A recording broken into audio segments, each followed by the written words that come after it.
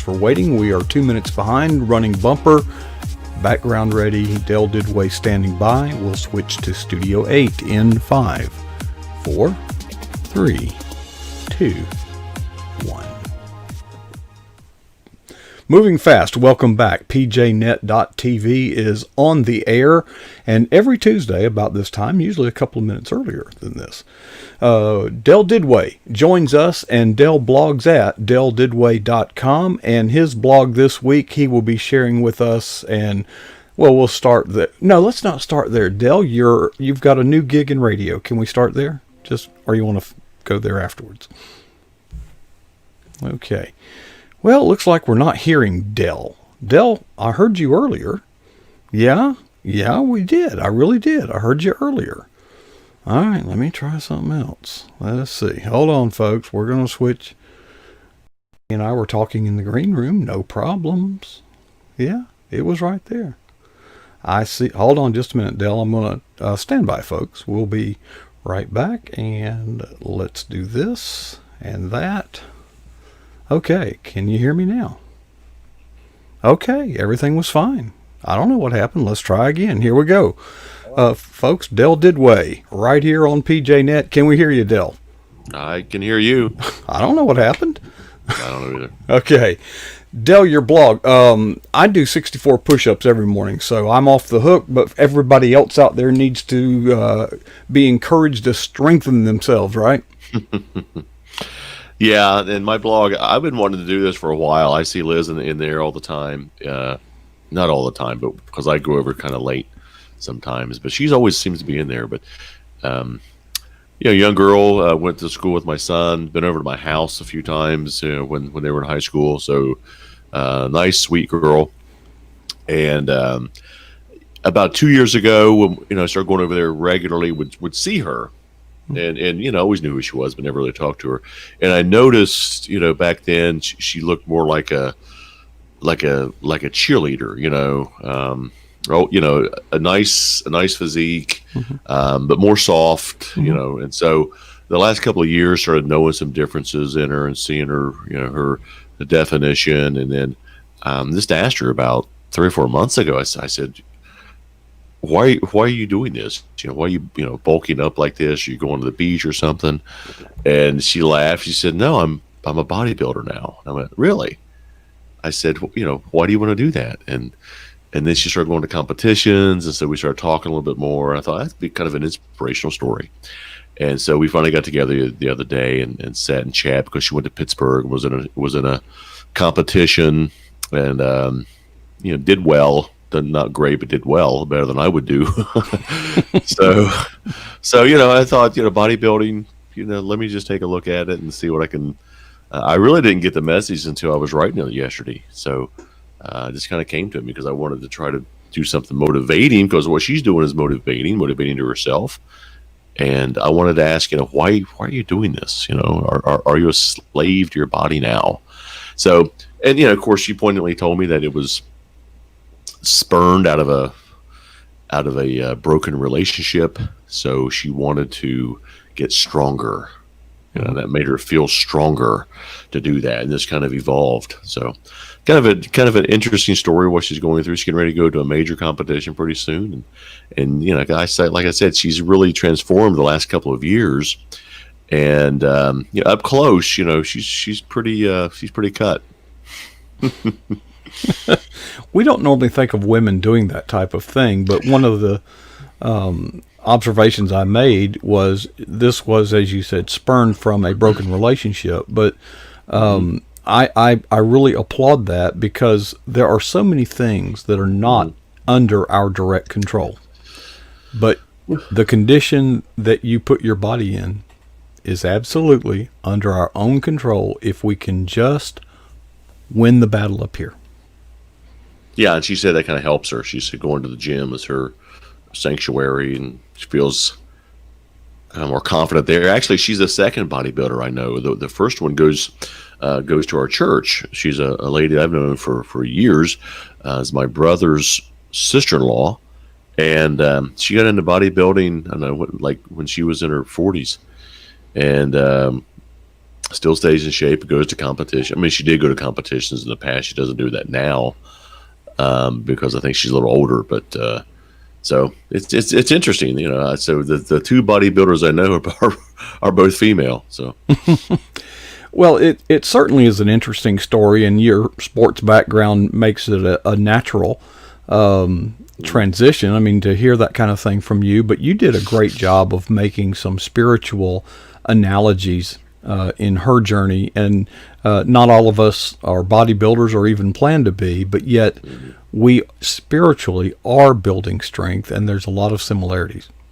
yeah, and Liz doesn't go to church, and so she's not, doesn't have those beliefs. But she's a nice girl, but she just doesn't go to church, and so it doesn't mean she's a bad person. She just doesn't hold those beliefs right now. But she even sent me a text saying, "Hey, I love the way you tied in faith." And she said, I really like that. I'm like, well, good. So, I'm not a bodybuilder by any means. I'm just I go to the gym just to try to keep the dam from breaking. So, just to try to keep some things off. So, at my age, I'm not trying to, bulk up. I just want to try to just maintain or whatever. So, but yeah, I thought it was interesting spin on it, because we have to build up our faith, and we have trials, and we go through breakups, and we go through obstacles, and we want to try to get better, and try to compare. Her sanctuary is a gym. We need to have our own sanctuary. We need to do things to build up our faith, because it's not going to be easy. She's put in a lot of work, and she takes a lot of criticism. And people of faith take criticism, and they get mocked, at times, and they get kind of sped on by the world. So we have to do those things. We have to put up with those things too, and just kind of turn a blind, not a kind of a blind eye to it. Sometimes just let it brush off, because I hear it every day on social media. When people make a comment on a post of mine, chances are they're just stupid, so I just ignore them. And or I'll look at their, some guy made a comment the other day, and on Twitter. So I kind of looked him up and thought, well, there's a reason this guy has 6 followers, because he's an idiot. So it's not worth my time to engage this person in a debate because they're an idiot, and I don't waste my time on that. So I guess that's judgmental, but I can judge, I guess. No, there's a difference between judgment and discernment, Del. Okay. I guess so. I wanted to share a word of personal testimony having to do with atrophy. And I'll make a spiritual point, but unused muscles atrophy. They shrink, they deteriorate. I was in a body cast that started at my underarms and went all the way down one leg and halfway down the other with a broomstick in between. And I was in that. I was in the hospital in traction for 3 weeks, and I was in that body cast for almost 8. And of course, the day came when the cast came off, so I couldn't wait to get out and be mobile again. I was only about, I think, 9 or 10 at the time, and I remember so well getting out of that car and attempting to stand, and I fell to that cement driveway like a wet rag because my legs were weak, and I cried. See, unused muscles atrophy physically, but the same thing is true spiritually. So many of us think we can do without going to church. We can do without Bible study. We can do without prayer. We can do without. No, you can't. Yeah, and I kind of point that out. I mean, I think she goes to the gym every day or almost every day, and we don't need to go to church every day, but we should have something. We should go once, try weekly. I go twice a week.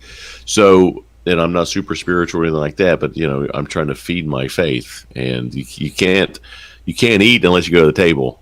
And you can't get stronger unless you go to the gym, and you can't get stronger in your faith unless you go to a church. So, or and be fed that way, and have spiritual exercise there. So I think it's important, and I kind of threw in a lot of different things you can do to build your faith. Again, it's not concrete; it's just suggestions. Obviously, it's just basics. Mm-hmm. Go to church, you pray, you read more, you trust, you have faith, you get around like-minded people for encouragement. So that's just things that that you try to do, and that doesn't mean everything's going to be hunky dory and everything's going to be great. But you'll be But stronger. but you'll be stronger, and you can cope with a little better. It might take a longer. You might be going through something you've been going through for a long time, and your faith is tried. But and that was part of the book that I wrote. Having a possible faith is sometimes, something bad's going to happen to you, and you just got to learn how to deal with it. In exercising our faith, so to speak, That'd be a good podcast. that'd be a good podcast. That'd be a good title for a book. It's better to go to God and not make him come to you, right? Yeah, and oftentimes I think, in my case in the past, I kind of wait sometimes, and I shouldn't do that. But I'm kind of stubborn, or I like to work things out myself. And typically they do work out most of the time. But I think that'd be easier if I if I had better faith, and I didn't make God work so hard at it. So that's just me. One of the principles that I learned in becoming a personal trainer is the actual mechanism by which muscle tissue is grown. Now, anybody that's done any exerted yourself physically, you might notice a day later you're kind of sore. This is called DOMS, delayed onset muscle soreness. And the reason it occurs is the following. When you use your muscles, this is called anaerobic exercise in the absence of oxygen, as opposed to running when you're breathing, okay? And as your muscles are recruited, one of the byproducts is lactic acid. It's literally an acid, and it literally eats away, get it? Eats away muscle tissue in your body. But muscles rebuild stronger than they were. Did you know that a broken bone heals back stronger than it was before it was broken? Folks, when we encounter those trials in life and when we experience brokenness, recognize the brokenness, but also recognize that healing back is stronger. We are stronger because we experience trials. Yeah, and sometimes it takes longer too. I've broken bones, and you have to let it heal. And time is your friend. You don't think it is at that time, but you're kind of at mercy, and you have to wait. And so I think to try to get your faith stronger, sometimes you've got to endure things, and you have to wait, and you have to go through trials. And so some of us do good at it, some of us don't. So I'm not real good at it. I'm trying to get better at it. I know I get frustrated and anxious a lot, and my patience isn't as good as it should be, and I know that. So you just gotta sit back and wait. It's so easy to say this, but it's all God's timing. Just wait, and I know that, but I hate hearing that. I hate being told that by somebody, because I know it's true, but I just don't want to hear it. It kind of patronizes me a little bit. So I think, be quiet. I don't want to hear that kind of stuff, because deep down I know it's true. I just don't like hearing it. Well, Dale, you've worked over the years with many athletes who compete professionally. And it must be difficult as a professional athlete to encounter an injury and wait for that to heal, because if you start back before it's completely healed, you will re-injure yourself and you'll be worse off.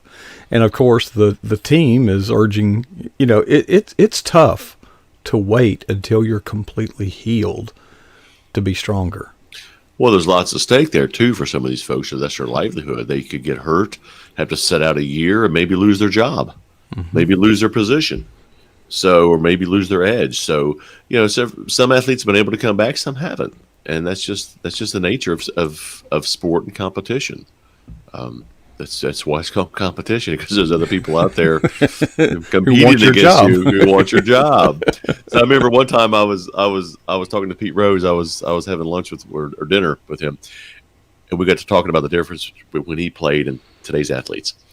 And of course, Pete Rose is the picture's right behind me. We were talking, and he was kind of making reference that some of the modern players of baseball aren't as tough. And I agree with him, because you got players who sit out if they get a hangnail but he said, hey, we played hurt back then because there was somebody wanting to take my spot, and we played hurt. We didn't tell anybody, he said, nowadays you have the injury report, you know who's hurt. And he says, we didn't tell anybody that was hurt. And he said, you didn't want to. You wanted to play, and you wanted to play hurt, and you wanted to keep your job, and you wanted to help your team. But he said today, no. He said they'll come in with a little sniffle and say, I can't play because I'm sick. So he's like, and that's the difference between when he played in the 60s, 70s, early 80s about what it's like now. So, and I'm not going to name players, but yeah, there's some that I think my son and I went there. We made several trips to see a certain player, and he was always out of the lineup. Got to see him play once, I think, in like 9 trips, because he was always out of the lineup because he was hurt or something. So you're like, really? Come on. You're making $1 gazillion, put forth the effort. There's very few players like that anymore. I mean, Derek Jeter was one of them who always played hurt. Was well known for saying, if something happened, he would walk in the dugout and say, I'm fine. I'm fine. Leave me alone. When he actually had a serious injury going on. So he was one of those few rare players who never let it get to him, and just play through the pain. Talking about discernment. Yeah. As a coach, we have to discern between discomfort, pain, and injury. And you've got to know the difference between those 3 things. Discomfort, you ignore. Yes. You just ignore. Yeah. Okay. Pain, on the other hand, is your body trying to tell you something. You need to pay attention. But injury is something else. But the most profound example I remember in high school football is one of our players came to the sideline holding his hand like this, and the bone of his ring finger was sticking out. And I remember that happened. Yeah, and I remember the team doctor pulling it. Yeah. Taking a lollipop stick type thing, and wrapping it in a shot of morphine and sent him right back out there. I had almost the same thing. I had, in fact, it's my finger's still crooked. My little pinky finger, it's still bent a little bit. It got caught in a face mask, and it was pointing, this way. It was coming out this way. So I go over to the bit, I go to the sidelines. I'm like, oh my gosh, my finger's snapped, and I hold it up to our trainer, who wasn't a trainer then. It was just a dad who politely grabbed it, popped it back, wrapped up the tape, wrapped it up in tape. I'm back in the game. And today, holy cow, you'd have every mom. Oh gosh, yeah. So I can think of a lot of injuries I went through. Again, the difference, your pain. Yeah, you got to play through it. I remember, everybody's gotten stingers before. They last just a few seconds. They're brutal for a few seconds, but I remember getting one during a game and getting up and thinking, just get through this next play and it'll be okay. And it was, it goes away. That pain goes away. But then, there was another player got one, and you thought somebody shot him. He was just on the ground, writhing in pain, and he was back in the game like for 4 plays. He just, it was a stinger. And I thought, I had the same thing too, you little mush. So just play through it. Remember the old salt pills? Oh, yeah. They cured everything. Yeah. It's crazy. Yeah. We're a little bit more enlightened these days, Worst pain I was ever at, but besides my kidney stone a couple of years ago was I was in a basketball game my freshman year and got uppercut, not on purpose. It was just to play. Got uppercut during the rebound and bit through my tongue, completely through it. Ooh. Yeah, and had to have 8 stitches and had to have my tongue sewed up. And so that's pain, because if you bite your tongue, it hurts. But I bit through it. Ew. Yeah, so I challenged that to childbirth. Challenged that to a kidney stone. It was brutal pain that didn't stop for hours, because it took them like an hour and a half to sew me up, because your tongue's always moving. Even if you numb it, it's still moving. So it took a while, but that was the most pain I was ever inflicted during any type of athletic competition. I mean, I broke my ankle. I've been knocked out. I had concussions, but that was the worst by far. Tell us about your new gig at the radio station. I needed something else to do, I guess. Yeah, hosting a morning show on one of our local radio stations, the ones I've done some football games for in the past. 98.3 WPAY. It's a pretty good size station, pretty big signal. So we're just doing that from 6 to 9. Having a little morning show, a little banter with my colleague Dave for a few minutes, in between sets, and it's just fun. We enjoy it. We enjoy the lightheartedness. We enjoy trying to encourage people, and just banter. It's just fun banter. We don't get into politics or anything like that. We don't get into topics that might cause some divisions. Everything's upbeat, everything's great, everything's fun. We enjoy reading the stupid criminal of the day kind of stories, just things like that. Yeah. Well, Dell, you're one of the only ones I know that started at the top. Morning drive is the most coveted. That's the best time in radio. That's the most expensive commercial time. Yeah.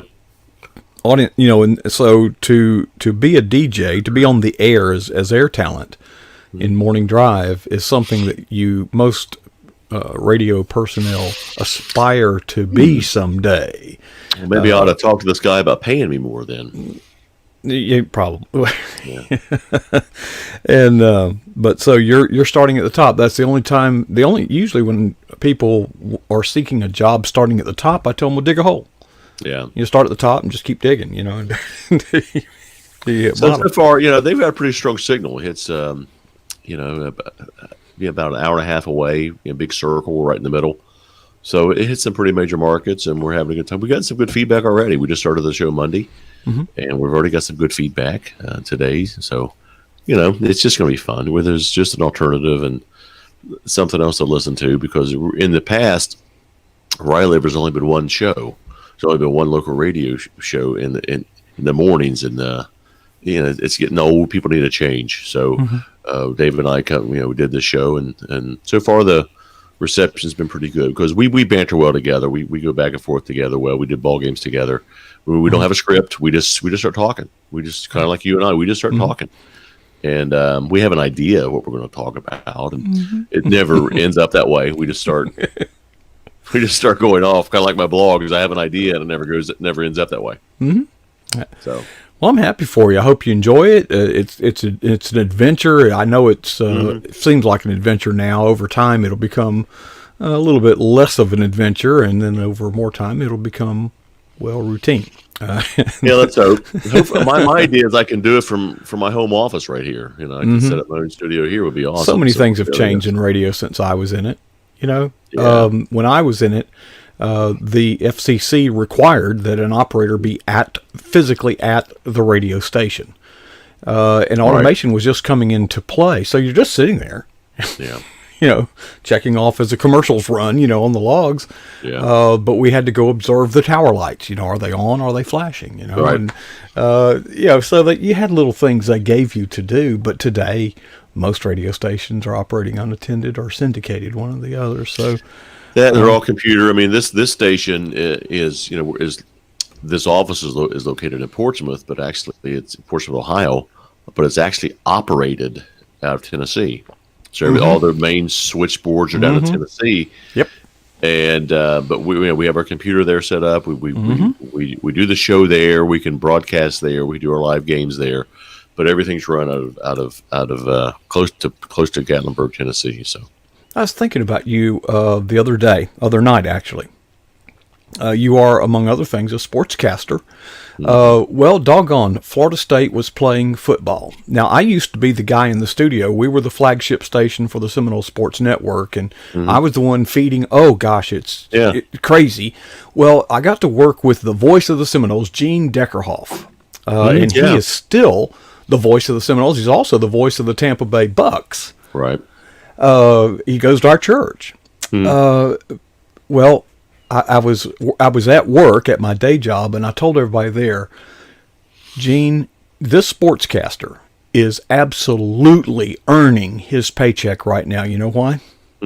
It was raining, and the game was delayed. Right? Yeah, you have to talk. Right, when there's a game going on. As long, I mean, now, but imagine that happening, Dale. I mean, this would test your talent. Nowadays, they just say, "Well, let's just send it back, and we'll be back when the game starts," because they're chickens, they're wimps. They can't do anything about it. He sat there and kept it going. I remember. Yeah, I remember. Oh golly, for Al Michaels when the earthquake hit out in Oakland. That's when he was always a fantastic sportscaster. But when that happened, and people really saw what type of guy he was, because he stayed on the air and he stayed through that earthquake, and it was really phenomenal to hear him describe that what was going on. So when the game's not on, today they just take a break and they just send it back to the studios because they don't want to.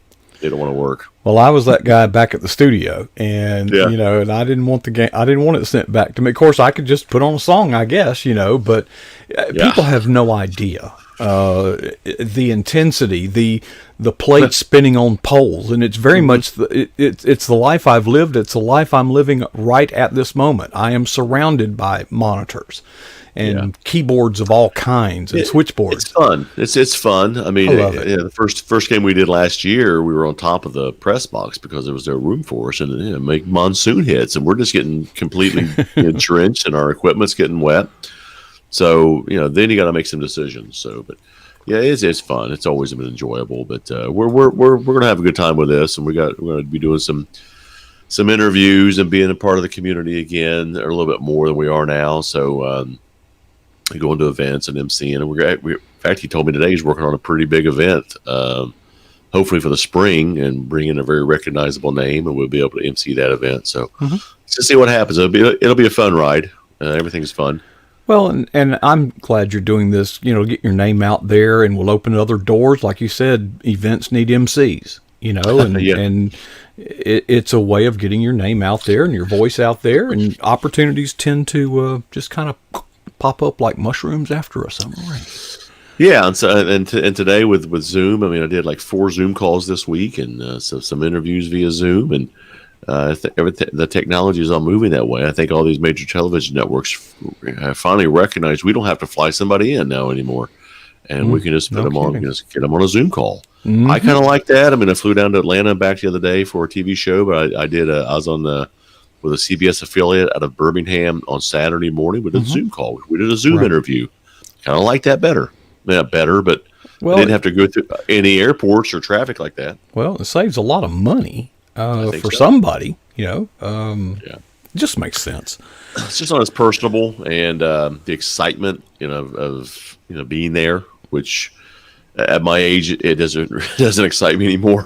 I was going to say, Dale, you could have gone down there. I guess they could have done it in person if you really wanted to, but it wasn't up to me, so I didn't mind. But like I said, 10 years ago, I'd have jumped on it. But staying in, sleeping in, getting an extra cup of coffee, clicking on the computer and then clicking it off, and has its advantages.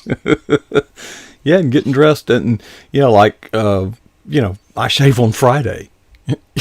Yeah. What difference does it? You really can't tell, with Can't Zoom, tell. So. It's no big deal. Okay. Well, Dell, it's you live a what's the word I'm looking for? It's a crazy Hectic. life. Hectic life. It's hectic, but something tells me you wouldn't have it any other way. I don't know about that. Now, well, you're a grandpa now, so maybe. Yeah, I'm a grandpa. We got the Florida conference coming up here in just a few weeks. We'll be down in Orlando, and we get a lot of excitement about that, and already get some meetings set up to go to that, and it's going to be one of the few that actually we're going to be able to go to this year. It's almost like groundbreaking. Hey, we're going to a conference in person. Yeah, in person. Of course, I got my email about all our do's and don'ts, what to follow, and all this other stuff, which is fine. It's just. I'm just not into social distancing, man. Whoever came up with that term should be slapped. What's an oxymoron for one thing? It really is. It really is. So I don't like it. I don't like walking down the street and somebody. I mean, I kind of like when they avoid me because I don't like to be around a lot of people. So I kind of like that. And I said when this thing first happened, I said the handshake's gone forever, and I remember us talking about that one night, and I finally figured it out. It will be replaced with a salute. No, it's not going to be replaced with anything. People have tried this elbow bump, and I mean, come on, just don't even make an effort. Just nod. There you go. Nod. How you doing? Nod. If I can't shake your hand, I'm not going to elbow you. I'm not going to fist bump you. I'm not going to toe tap you. I'm not going to do anything like that. I'm just going to nod at you. So. Yeah. The world's changing. I don't miss it. It is changing. Hopefully, it's for the better, and hopefully, come November, we'll be able to get back to we will. Good things, and I think we will. I just want to puke Um, every time I hear them, like you're in the grocery store or something and they'll, come over the PA. So, we're all in this together. I thought, no, we're not. I hate that. I No, hate we're that not. stuff. No, count me I, out. I did a blog about I'm getting tired of hearing social distancing. I'm getting tired of people saying these challenging times. Yeah. You know what? No, we're going to get through it. What Yeah. was challenging was, World War II. And I was things going like to that. say, yeah, that's a That was challenge. challenging. Right. So this is something that I have, again, 0.008% chance of getting. Mm-hmm. And I have a 0.02% chance to get hit by lightning. So it's a serious virus, but it's not as serious as getting struck by lightning. And Yeah, I think it's probably not winding going to down. happen. Yeah, it's not going to happen to winding me. down. I have a 1.2% chance of getting in a car crash. So my chances of getting killed in a car crash or getting struck by lightning are greater than getting COVID. And that's facts. That's stats. These are probabilities and actuarial statistics. I mean, But have we banned cars? No. No. Have we stopped Mother Nature? No. Don't worry. But we can shut down an economy because of an election year because liberals are scared to death. Yeah. And if you buy into that, you need to check yourself. You need to have better faith. Better faith. Build that faith, strengthen that faith. It's enough to overcome any challenge that is put in front of us. We are Americans. We have won world wars. And we are exceptional. And there is no challenge. Let me qualify that. When we pull together, we can put a man on the moon. But we got to pull together. All right. Well, Dale, always interesting. Look forward to even more. I love doing this with you every week. I appreciate you taking the time to be a part of this and join with us. Everybody. Thanks everybody for being in the chat room too and being active. It's great. That. It's great. All right. PJNet.tv is live and on the air, and it is my privilege to do this Monday through Thursday. And tomorrow night is going to be another great night right here. And I hope that you'll make it part of your plan to join us. Thank you all who have joined us in the PJNet.tv chat room. Before I leave, two things.